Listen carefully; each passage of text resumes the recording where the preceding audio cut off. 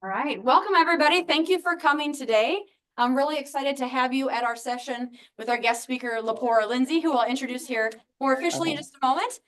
Today we're going to have our about 1 hour together. So in the room and online, we have a wonderful variety of people, a lot online, which is fantastic. So as a reminder for everyone, what's great about these events, and this is sponsored by Student Support Committee, is it's open to everybody. So we have faculty and staff and administrators. Most importantly, we have students from all of our different academic programs. So whether you're nursing, psychology, community health, general studies, nursing, PA, radiography, EDD, or anybody that I accidentally missed, we appreciate you all and are glad that you are here. I know that everyone will find valuable tidbits and helpful tools today in Lepora's presentation.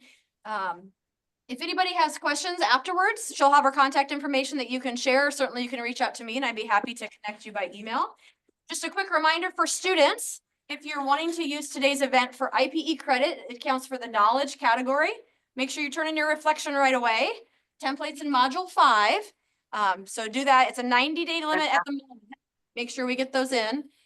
Employees, if you are participating in the Wellbeing 360 points portal through Nebraska Medicine, or any Nebraska Medicine folks on the call today, you can earn up to 200 Empower points or Wellbeing 360 points for being here as well. So just make sure you go and answer the quick question online.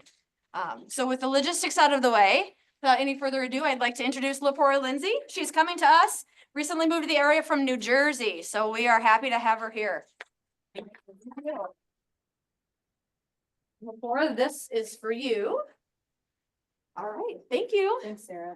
Thank you so much, Sarah. Hello, everyone. So I'm actually going to do a further introduction a little bit later into the presentation. I actually want to go ahead and get started. So if y'all ready, let's get to it. So we're actually going to start off with the pop quiz, because who doesn't like a pop quiz on a Thursday morning during lunchtime? But it's just one question. So in workplace settings, which of the following is the most common form of rejection employees experience? Is it A, having a project proposal decline? Is it B, not receiving a promotion or raise? Is it C, receiving critical feedback on a deliverable? Or is it D, being excluded from a key meeting or a decision? Just throw out your answers. C. C. Everyone's saying C. D, I think. D. D. All right, the answer is A. And it's okay. That's why we're here, right? But here's the thing. Honestly, it doesn't matter if it's A, B, C, or D. All of these are actually the top 4 forms of rejection that we receive within the workplace. And the key thing, before I get into the bulk of anything, is I really want there to be an understanding that rejection is something that we experience often. Even though we're going to be focusing in on the workplace, it happens in multiple domains. For instance, when we look at general, okay. When we look at general transactions, this could be something as simple as trying to get into a left lane and that car won't let us in, right? That's a form of rejection. When we look at personal, whether it's the affiliations of families or friends that we want to belong to.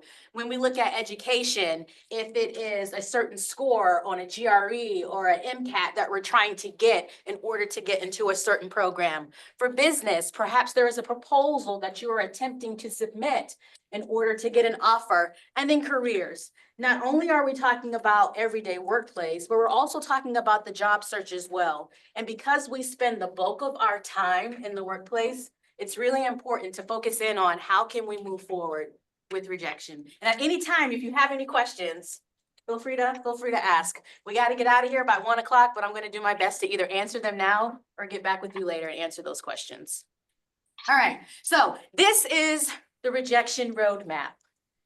There is this myth that there is somehow a formula, there is somehow an equation, there is somehow this magical wand that can be waved in order to ensure that we avoid every rejection that comes. Like, well, nope, don't do this. I avoided rejection. Oh, do this 10 times. I avoided rejection, but that doesn't exist, right? And in actuality, rejection actually provides many benefits, such as the ability to grow in confidence, the ability to discover new opportunities, the ability to be able to strengthen our strengths and strengthen our weaknesses as well. And so when we avoid rejection, essentially what we're doing is we are not giving ourselves the opportunity to grow and to mature both emotionally and mentally. All right, so this is me, Lepora Lindsay, but one of the things that I wanted to share with you all, because I think it's vitally important. I'm a military spouse. My husband's in the back taking those photos back there. I'm waving because he likes attention. So, I've been a military spouse now for the past 17 years. And throughout that time, we've moved approximately 7 to 8 times. That has given me the opportunity to work for approximately 10 to 12 different companies, some of them part-time, some of them full-time. But it's also given me the opportunity to see that there are common themes of what works in the workplace, and there are common themes of what don't work in the workplace. And that knowledge base that I gained gave me the opportunity to be able to work with some of these companies and say, hey, this is what I'm seeing in my own personal experience. I think that this could be helpful. And one of the things that I've noticed is that many times individuals feel that they can't necessarily offer anything that's going to be of value in a meeting, and so they don't share anything. They feel that, well, if I apply for this internal promotion, oh, I know I'm not gonna get it. Nancy's probably gonna get it. If there's someone in here named Nancy, I'm not talking about you, Nancy. But right, so those are the types of things that happen, and because of that, we kind of self-reject. We get ourselves out of it. But times that times 10. So now you have 10 people, everyone saying, I'm not going to share my idea because it's going to get rejected. I'm not going to try to get into this decision-making meeting because I'm going to get rejected. What happens?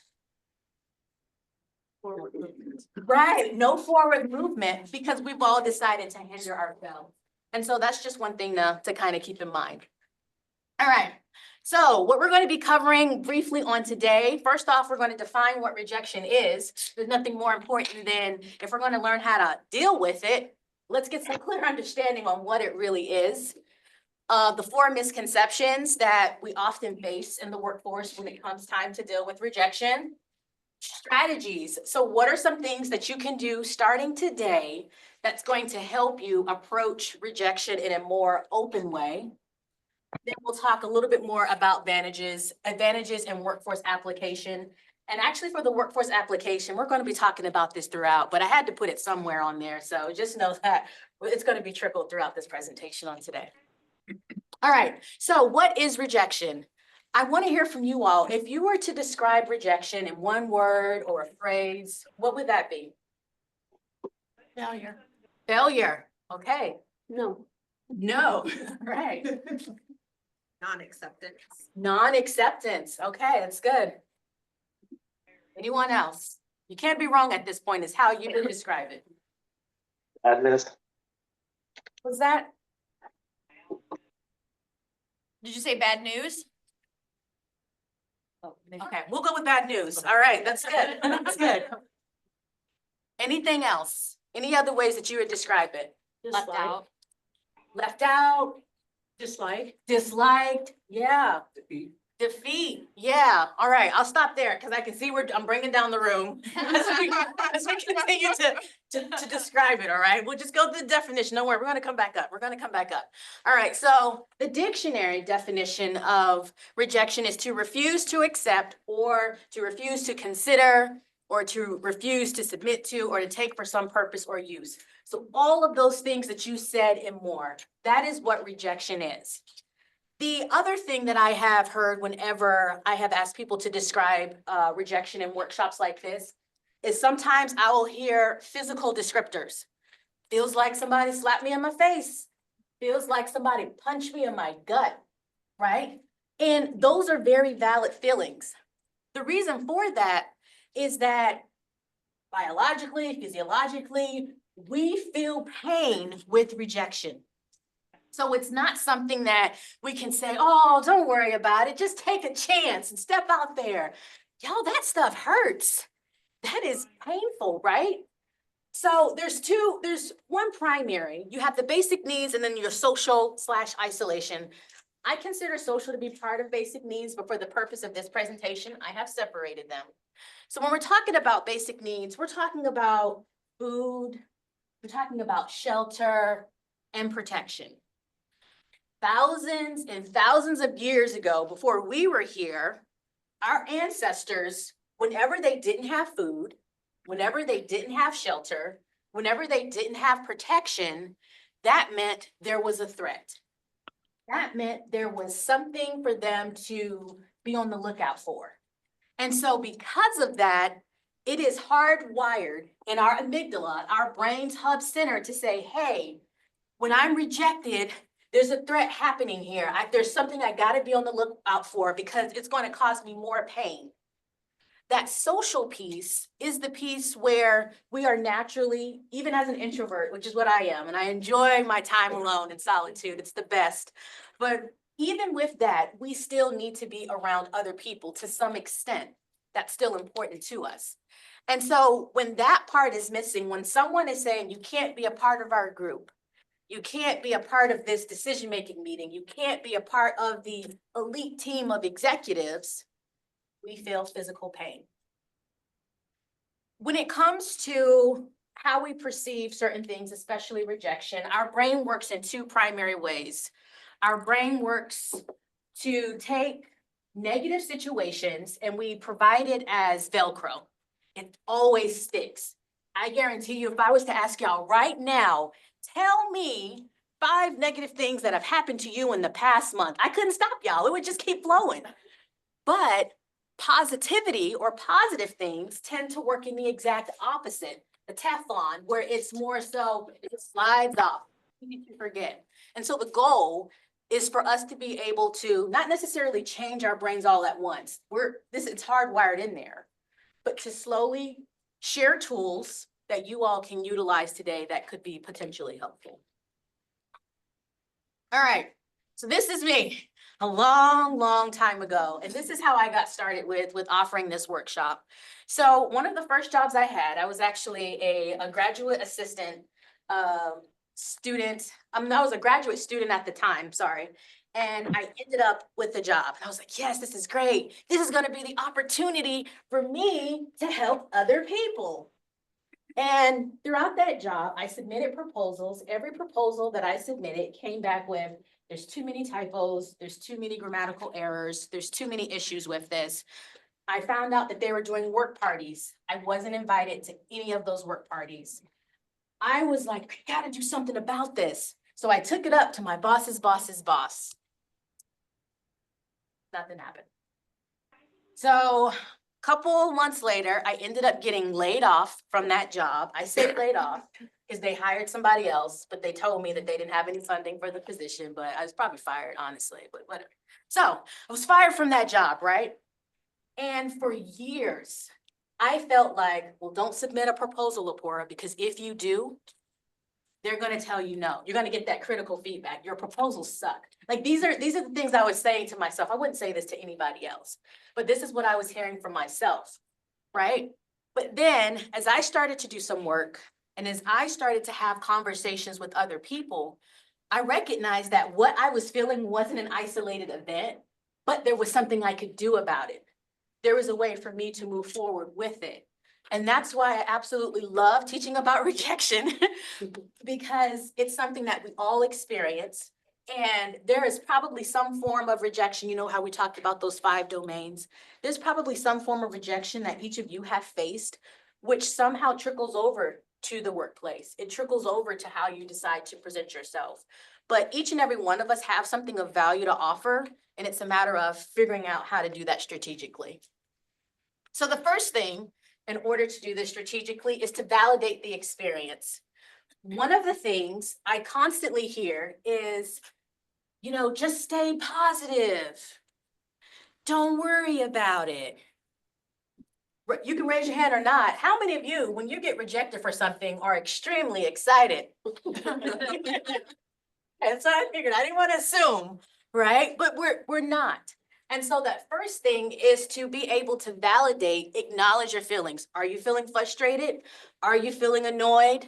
Are you feeling irritable? Are you feeling angry? Do all of that. Get all of that out. Figure out where it's coming from, but allow yourself to feel it.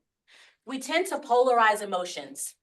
Good emotion, bad emotion, but that's not how emotions truly work. Emotions, they're fluid, they change, and it just depends on a lot of things, the context primarily. So these are 4 misconceptions that we tend to have about rejection. 1, somebody said failure earlier. You said failure, all right. Rejection means failure. I mean, that's when we were describing it, right? And this is something that I hear all the time. So with this, we tend to think that if it doesn't happen the way that I planned, rejection means it's not going to happen because it didn't happen that way. The other misconception is that it's only based on what you see. So I'll use this story here. There was probably about 4 years ago. So I have a W-2 job in addition to what I do with facilitating workshops. And prior to the job that I have now, I was job searching and I wasn't getting any hits. Everybody was rejecting me. And I was like, this doesn't seem right. Like maybe my resume is terrible. Maybe I'm just not meant for this type of career shift. I did a little research. I identified that one of the companies that I wanted to work for had enough people for me to be able to schedule approximately 4 informational interviews with them. I was like, oh, this is good. This is good. Well, I met with them. And do you know what I found out about this position that I applied for 3 times? Anybody want to take a guess? It didn't exist. And they were like, why is HR posting that job? It doesn't exist. Wow.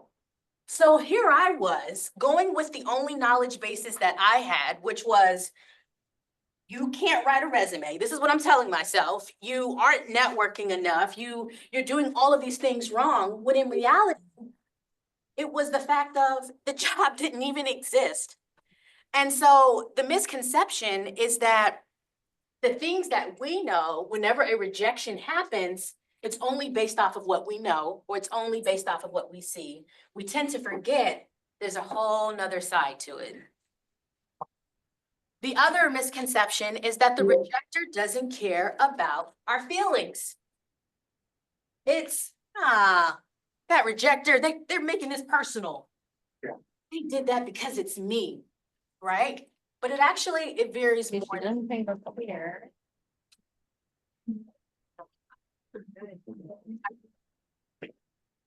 And then rejection is a permanent no.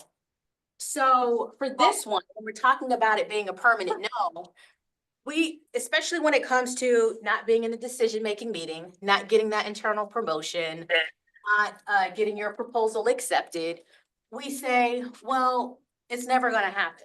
But it just means it's not going to happen now.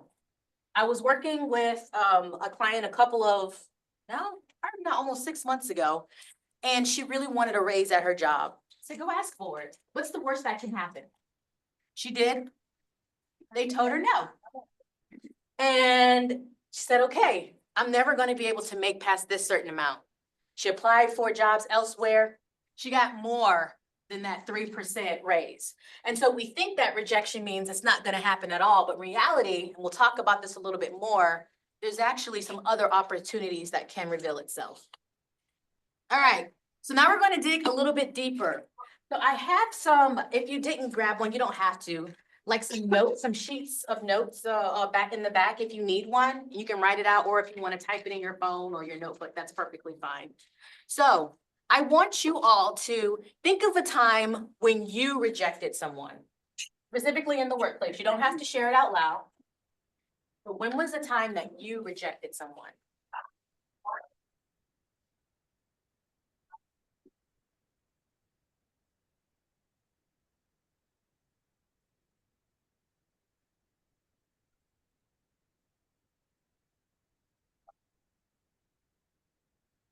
All right, so this part you can write down, But if you were willing to share, you can also feel free to share it with all of us. How did you feel rejecting them?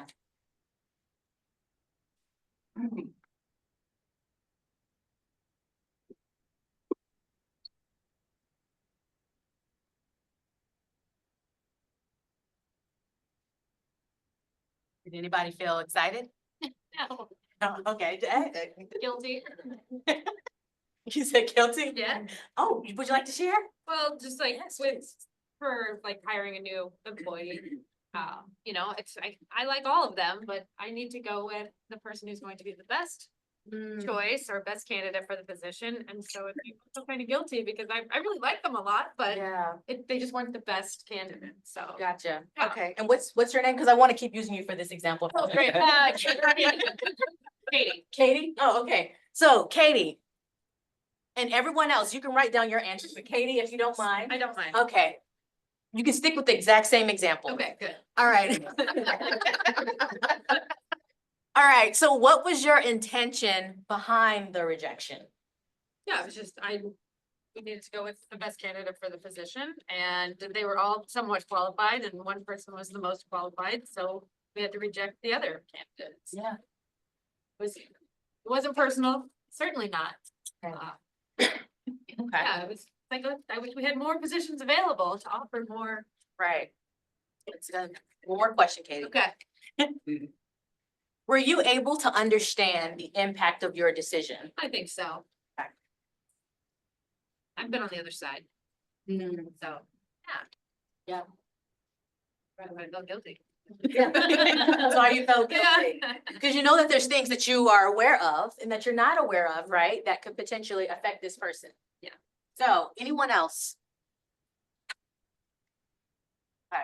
Oh, yes. Online, somebody said uncomfortable, felt bad or guilty, So they felt bad, guilty, and uncomfortable. and horrible even 9 years later. Oh my gosh. Oh, I wish we had time to go into that one. Yeah. But here's the thing. Thank you so much, Katie. Everybody give Katie a hand. Volunteering, appreciate it. So here's the thing. When we are the rejector, right, it gives us the opportunity to kind of look into the other side and to understand that when we get rejected, it's not necessarily that someone's out to get us, out to make our lives terrible. But someone has to get rejected because someone has to get accepted, right? But does that mean that you can't do anything about it? Absolutely not. So the circle to the right or the circle to the left, which one is bigger?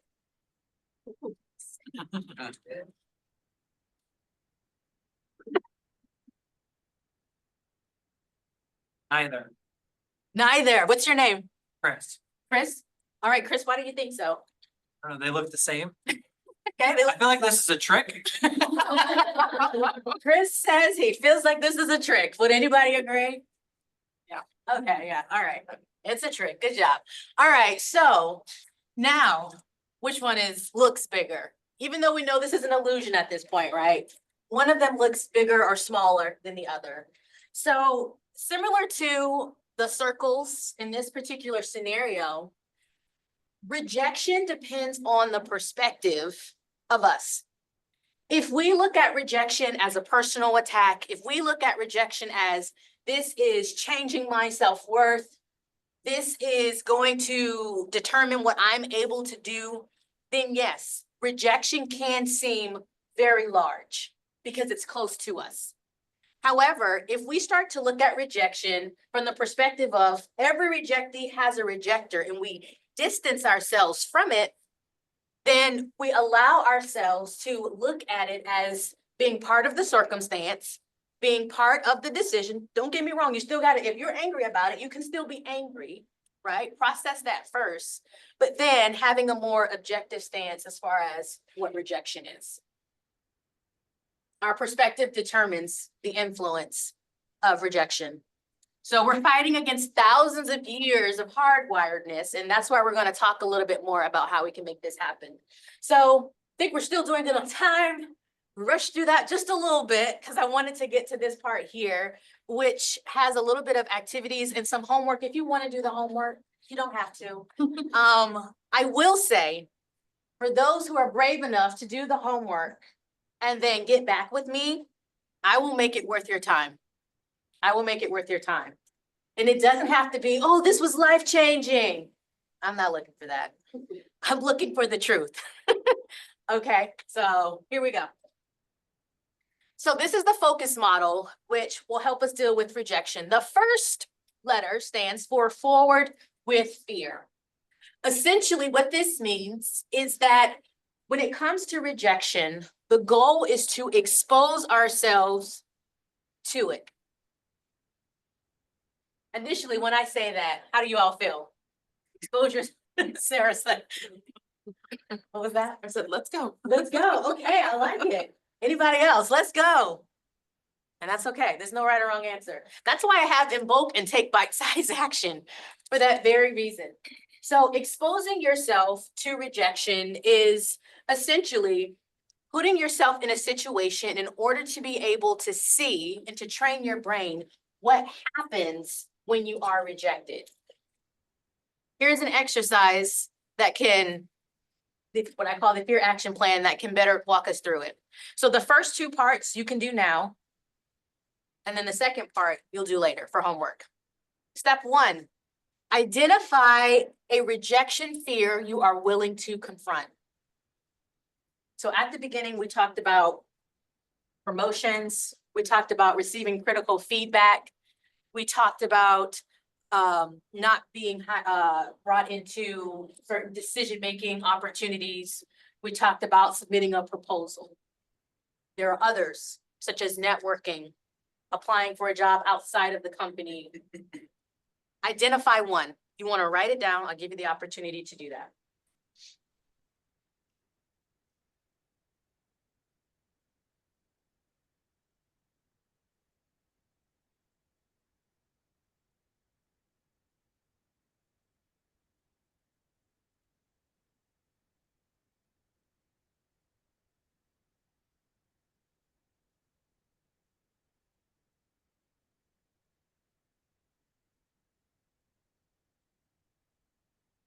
All right. Step two is describe what you expect will happen. Let your imagination run. Let's say you want to submit that new idea you got for your department or for your team. What are they going to do about it? Worst case scenario, what are they going to do about it?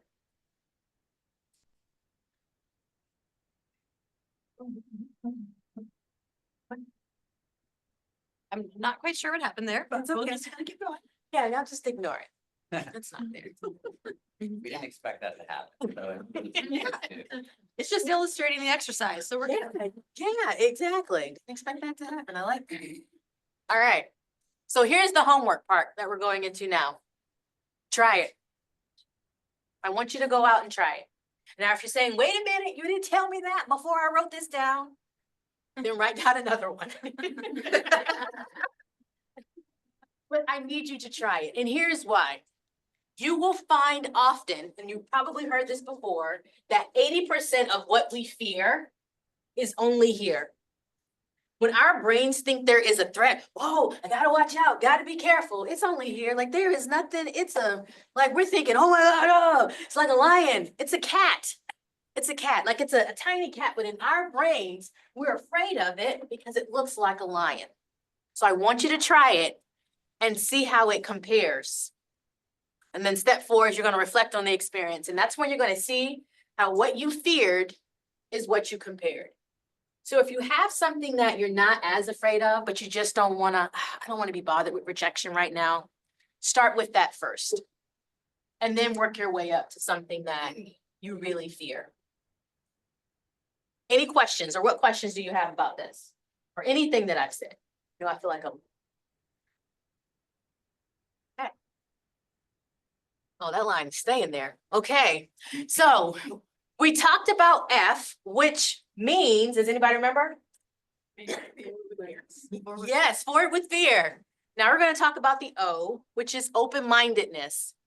So for open-mindedness, there's a lot that we could cover, but for the sake of time, the only thing I really want to talk about is acknowledging biases, our own biases when it comes to rejection. One of them being overgeneralization. And this is when we make broad assumptions based on limited experiences. I'll use myself as an example. Let's say I tend to mess up reports a lot, okay? I always mess up reports. Overgeneralization. Every report I get, I mess it up. Katie always has hers together. Chris is great, right? His reports are amazing. Well, mine's terrible. Theirs are always great. Mine's are always terrible. Overpersonalization. You will see that it overlaps. This is making that broad assumption that it's always about me. I'll use you, Sarah, as an example. Sarah is always critiquing my reports. I'm not good at reports. I'm not good. You see how it overlaps, right? But this one is more about me. So how do we get past these biases? You widen your perspective. How do you widen your perspective? Stay curious. You start to provide information which contradicts what you're constantly telling yourself. And we have an activity, I think, in 2 slides that we'll cover with this one. So, and then asking yourself, what can I learn? The reason why I say, what can I learn, is because when you say, what can I do differently? Or what does Sarah need to do differently to make this work, right? To make my reports better. If we say, what can I learn? It opens yourself up to the opportunity, because now it's not just about something you need to do differently. If I haven't learned anything else in rejection, this is one thing that I'll tell you that I've known to be true. Not everything means you need to change what you're doing. Sometimes you don't. When I was applying to those jobs and I found out that that job didn't exist, it doesn't matter how great my resume was. I wasn't getting the job because it didn't exist. Now, what I could have done and what I did do, what I learned was that if I'm not getting the results I want, maybe I need to have a new conversation. Maybe I need to start exploring different opportunities. Maybe I need to wait for a different time to where instead of me always giving Sarah my reports on a Friday afternoon at 3 o'clock when I know she's trying to walk out the door, maybe I'll give it to her on a Tuesday morning and maybe my critique won't be so bad, right? Those are just some things to think about in order to remain open-minded, is that we don't always have all the data, don't always have all the details. So how can we move forward from there? All right, so we talked about F, which stands for, come on, y'all, say it with some oomph. Forward with fear. Yes, forward with fear. We talked about O, which stands for, yeah, now we're going to talk about C, which is cultivation. So with cultivation, essentially, this means that we are allowing ourselves to process our emotions instead of staying positive. Has anybody ever heard of toxic positivity? I see a couple question mark faces, couple yeses, yeah. All right, this is when there's this idea that we believe that we always have to be happy, no matter what. We have to stay happy. I'm gonna let y'all in on a little secret. Not a lot of people know this about me, but I guess now it's gonna get out and about. People who are always like extremely happy make me nervous. And I'm being dead serious, like I get really nervous. Part of it being that job that I had at the beginning, my supervisor was always happy. But she wasn't happy with me. I'm like, but why are you smiling? It didn't make sense. And when we think about that, we think that that means someone's not allowing themselves to process those emotions. Only if they seem like, I'm always happy, always happy, always happy. Can you be happy sometimes? Yes. Should you be happy all the time? You gotta allow yourself to feel all the emotions. Now, it doesn't mean that you have to act on it, right? You don't have to be, right? Skipping out all the time, right?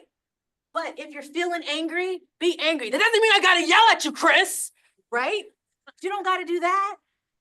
But you can be angry, you can be irritable, process those emotions versus staying positive all the time, because it allows ourselves to be able to go through what psychologists define as an evolutionary evolving of our responses, which are appropriate for that particular situation.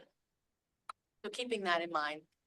All right, we talked about F, which is forward fear. We talked about O, which is open-mindedness. We talked about C, which is yeah, now we're gonna talk about U, which is unlearning, or the ability to unlearn. And this one, I'll keep it short. This is overcoming self-imposed barriers. So what are those opportunities where we're not even gonna, we don't even want anybody? I'm so tired. These are the thoughts that, right, that we have. I'm so tired of people rejecting me. I'm not even gonna give you a chance. I'm just gonna just say no myself. Take back the power. I say no. I'm not gonna apply for that job. I'm not gonna submit that proposal. I say no. But what that does is it imposes barriers. We talked about that rejection roadmap. Now we're trying to avoid it, and we're not growing, we're not progressing because we've already eliminated it. So allow yourself to do that. And the way to do that is to change old patterns. And this is an activity that combines the open-mindedness, the cultivation, and the unlearning. This is an argue with you exercise. I will not be arguing with you. You will be arguing with yourself, but in a healthy way. All right, so step one, list one self-critical thought about career rejection. And this is something that you can write down now and do later. I'm never gonna find.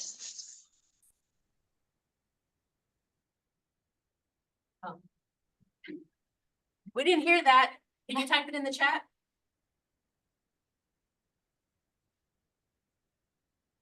Please just feel free to yell it out if they type it in the chat.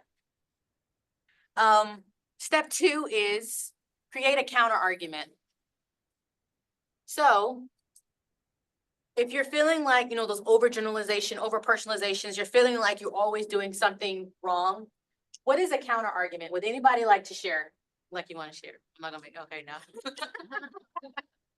Anybody want to share? Self-critical counter argument. You can make it up. It doesn't even have to be real at this point.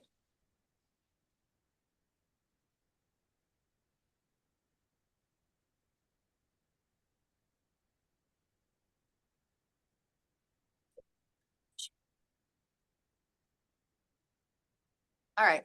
Step three is repeat the relevant counter argument after the next rejection.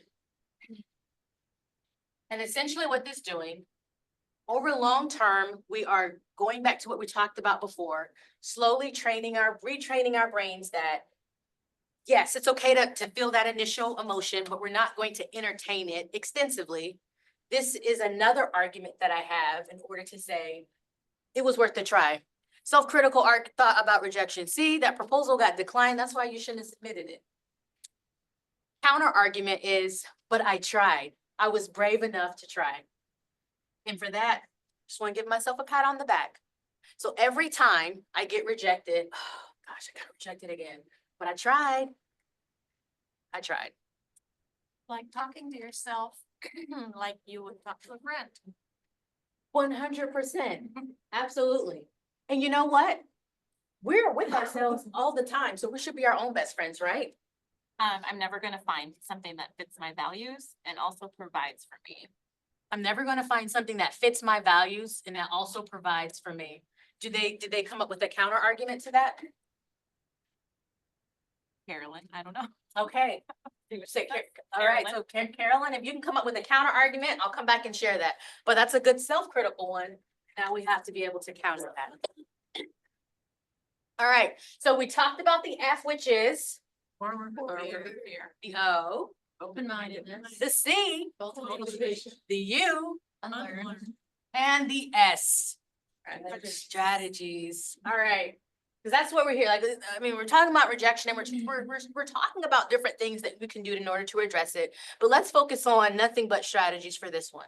The first one being know your baseline. Essentially what this is that after facing a certain amount of rejection, we tend to deplete. We go down. So before you leave here and say, yeah, I'm gonna go face rejection and take bite-sized action. Don't do that. Get to know yourself first. Become aware of your emotions, of your level of excitement, whatever that looks like, without it being overly affected by good things happening and by bad things happening. Know your baseline. Become aware, become self-aware. How do you become self-aware? Well, one of the things that you can do is you can highlight what are some of your values. You can highlight on a day when I'm feeling really good, not feeling stressed, my shoulders aren't tense, right? I don't snap at the kids, right? I'm singing my favorite song. That's my baseline. The second thing, once you know your baseline, is you're gonna make an action plan. Now that I know how I feel when I'm feeling okay, I'm gonna determine how we talked about with the fear. I'm going to determine what activities I'm going to try when I face rejection. How often I want to try this. Do I want to try this maybe quarterly? Intentionally put myself in positions that I know that I'm afraid of being rejected in. Do I want to try that quarterly? Maybe monthly? Maybe for those of us who are like, yeah, let's go. Weekly or several times a week, I'm going to put myself in positions intentionally where I could possibly be rejected. But it's making that action plan, not just going out there, just trying things, but being intentional about it. And the third piece is replenish feelings of connection. I got this from a book that I read. I believe don't hold me to it, but I believe it's Emotional First Aid, written by someone last name Guy. If you put that in, you should be able to find it. But one of the things with replenishing feelings of connection is that going back to that the social and community, when we don't have that, we get depleted. And so there's something called social snacking. And what this is when there's pictures or when there's notes or when there's something that reminds us of the community that we're already a part of, the affiliations that we're already a part of, the support groups that we're already a part of already. And then that gets us back to our baseline.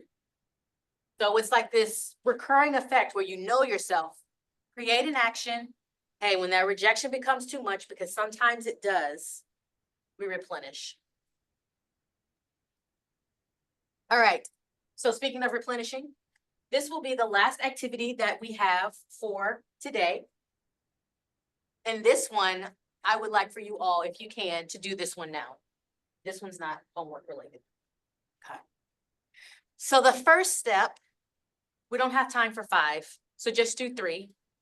Write down 3 characteristics or attributes about yourself. They cannot be physical. So nothing to do with what you wear, nothing to do with what you look like. It has to be something that's intangible.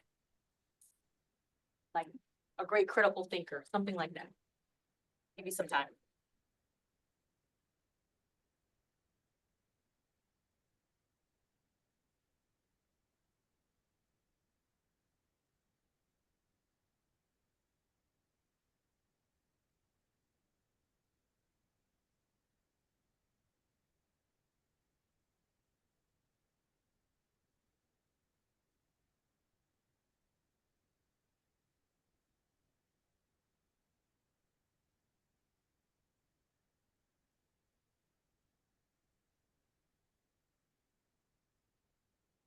The second step is rank them.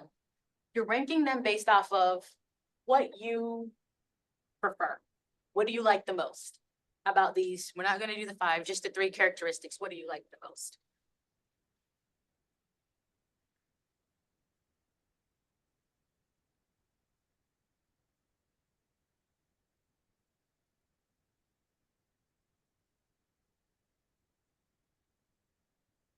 Step 3, since we're only doing 3, you're just going to write about one of them, whichever one is your number 1.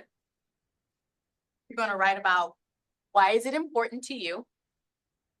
And how does it influence your life? And if anybody wants to share, I'll be glad to hear it. And if you don't, that's okay.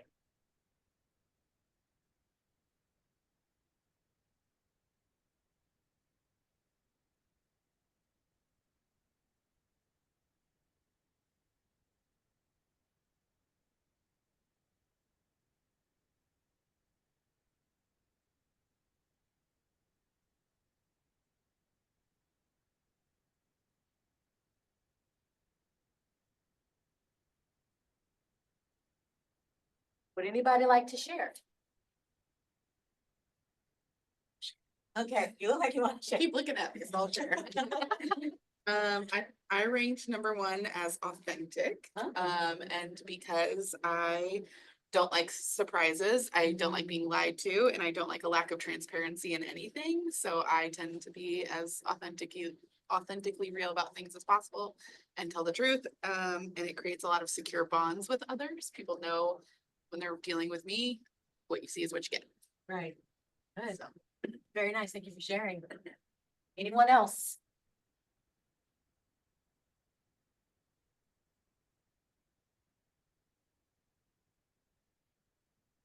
Oh, Sarah. I said, compassionate, because it allows me to connect and build relationships with others, to feel part of a team, and to help others feel valued and appreciated. Good. Thank you for sharing. It's good. I'll do mine because this is really interesting. I wrote empathetic. It is important in building connections with others. And helps me to build relationships and trust, like the same thing. You never guess we're friends. Love it. Anyone else?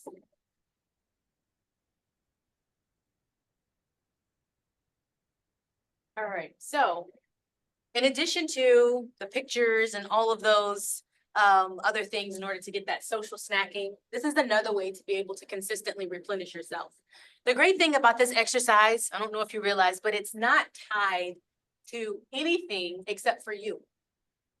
It's tied to who you are as a human being. Those things that you value, those things that you prioritize.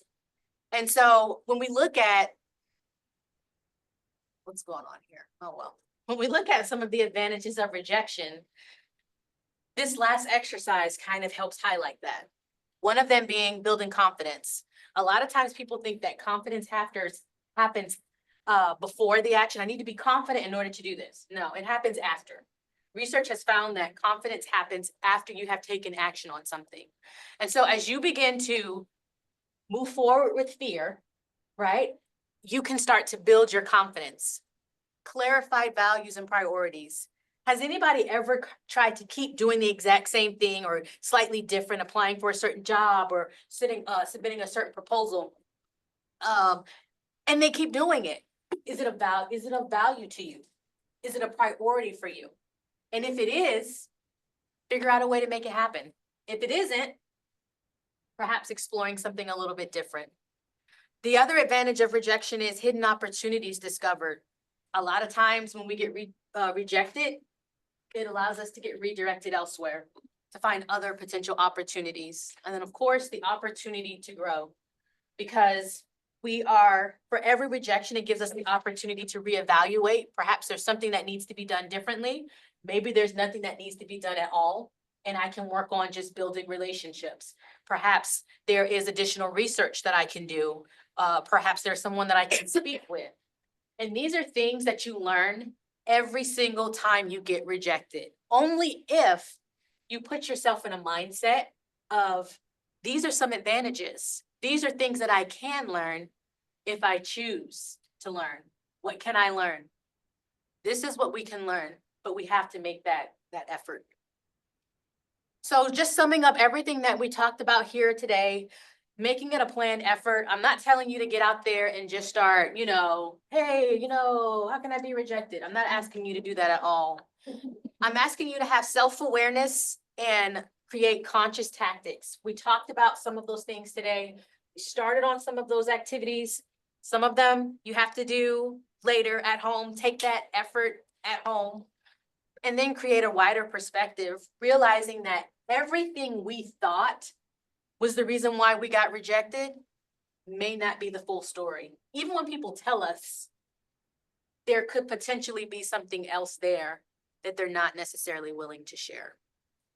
Oh man, I forgot about this. All right, so I can't do them all. I'll just do one and then I'll go ahead and put this up in the meantime. So for this handout, I'm not gonna lie. I know you like transparency. I'm not gonna lie. You have to fill out questions in order to get this handout, but it's questions to help me do better with these presentations.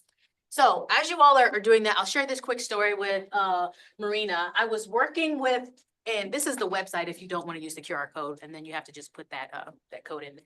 I was working with Marina maybe now 6 years ago. She came in, she was a stay-at-home mom. She didn't have a degree. None of that bothered me. I could care less. It bothered her. And there was this, oh, I'm just a stay-at-home mom and I just have to do this and I just have to do that. And I'm like, why? What do you want? She hadn't yet determined what she wanted. And then we talked a little bit and then she eventually figured out how she wanted to move forward in her career. Fast forward to 2020. So I guess I worked with her in like 2019, 2018, but fast forward to 2020, that's when everybody's reaching out to everybody and we haven't talked to in years. And she messaged me and she told me that she ended up getting a certification in IT and she had gotten a great job. One of the reasons why she was able to do that was because she decided that I am not going to keep self-rejecting just because people are telling me that being a stay-at-home mom isn't important. People are telling me that I can't get a degree or whatever that case may be. I'm going to start doing it on my own. And that's just one of those things where when we move forward, even though we fear rejection, when we move forward with it, we have the opportunity to be able to grow from it. All right, I think I have this on the next one too. Yep, so I have this on the next one, exact same QR code. But I want to create some time now for whatever questions you all have. I'm happy to answer.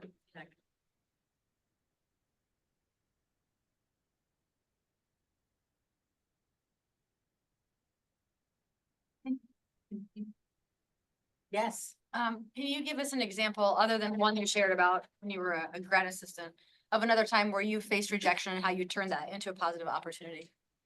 Yeah, I mean, I face rejection on the daily. Mhm. I consider myself, well, not anymore, because I'm pretty settled now with the job that I have, but a professional job seeker for the longest, because whenever we moved, there's always like 4 to 6 months worth of being unemployed and looking for jobs.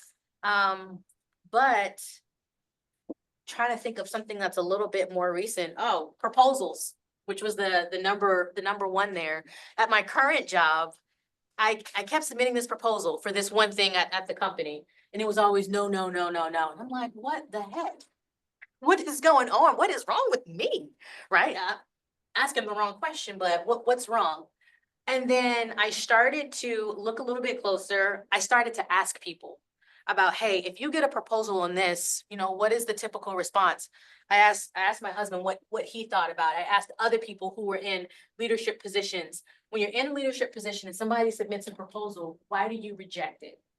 And what I learned from that was that sometimes it's about understanding what the person I am submitting the proposal to wants.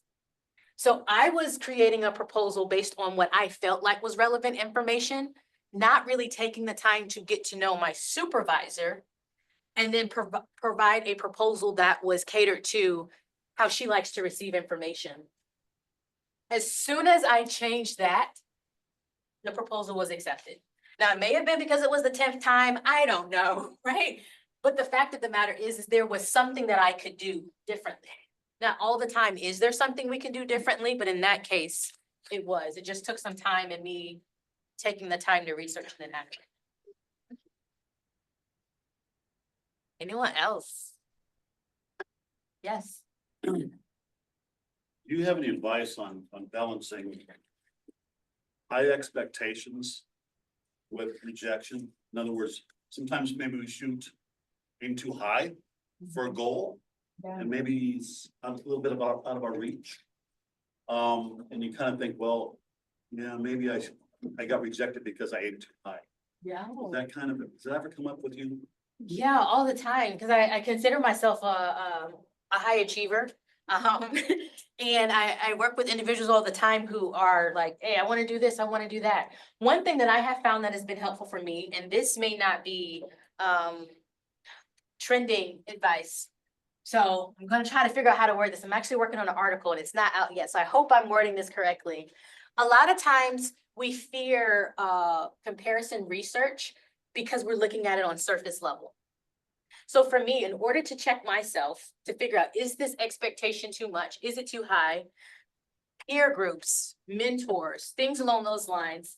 I'm asking, what are you doing? If they have similar goals, is this something that's achievable within this time frame? To essentially check myself against so many other viewpoints to see what is doable. The other thing that I do, in addition to having those conversations, honestly, is just writing it out and seeing what are the sub steps that are required. For me, I'm like, yeah, I'm gonna do this month, I'm gonna do this, I'm gonna do this. And then I forget that I gotta do 5 steps for every single major step that I have. And when it comes to applying for certain jobs, that is something, if that's slightly different, and that is more so of the people who are already in that position, the people who would hire for that position, whether they are at the company or not, being able to have those conversations and figuring out if where I am currently, what is the gap, or is there a gap, which I found to be extremely helpful. Yes. Have much of a voice, but Oh, okay.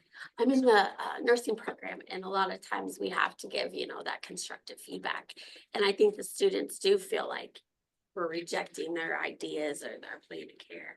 Do you have advice or ways that we can maybe frame it to them that it's not a rejection? Like using the words constructive feedback, I think those are kind of washed out words. It's the truth, that's what we are doing, but I don't think they hear it that way. Does that make sense? No, it does. So I wouldn't say that you have to tell them that it's not rejection, because they're gonna define it however they define it, Right. in their mind. But the way to be able to address that is to, you as a deliverer or perhaps a rejecter in their eyes, is being able to let them know also what are they doing right? What are they, and then for the feedback, it should be very specific. So, is it like when they're doing like clinicals and stuff like that? Okay, so let's say like they're working on clinicals and perhaps the procedures aren't right. So then the feedback then at that point would be, I don't work in medical, so I'm just gonna make something up. Totally fine. When you're charting, it's important to be able to chart within 5 minutes of seeing the patient. And the reason for this is to ensure that that information gets processed in a timely manner. I have no idea if this even makes sense at Sounds this great. point. Yes, it does. Okay. You're right on track. Okay. But my point is being very specific with that feedback, because when people get very general feedback, it's hard to act on it. And then it gives us the opportunity to interpret it as, I'm a terrible person. Yeah. Because the feedback we got wasn't specific, as in this is what needs to happen because of this. Is that helpful? Yeah. Okay. Supportive. I think that's what we all aim to do, Yeah. whether. I hate to cut questions short because they're fantastic. Please, those of you that have more questions in the room or online, feel free to email them either to myself, Sarah Flanagan, or directly to Lepora. If you jotted down her information, I'll connect you with her. But with time of the essence, I do want to pull up one last thing here, is our evaluation. So you did one for Lepora, so thank you so much. I'm not sure if that QR code, if I can get the line out of the way. There we go. There we go. So there's that way. This is just the standard 4 or 5 question student support committee or questionnaire. And then Greta is going to share our prize winners for students. But before we get to the prizes, can we give the biggest prize, which is a round of applause? Thank you. Thank you for being here and sharing your wisdom and experience and expertise with all of us. Yes, and the winners are Taylor. The winners for our prizes today are Taylor Wishman, Faith Hingle, and Madeline Redding. So I reached out to And let me know how I can get you your gift card. Thank you. Thank you, everybody. Thanks for coming.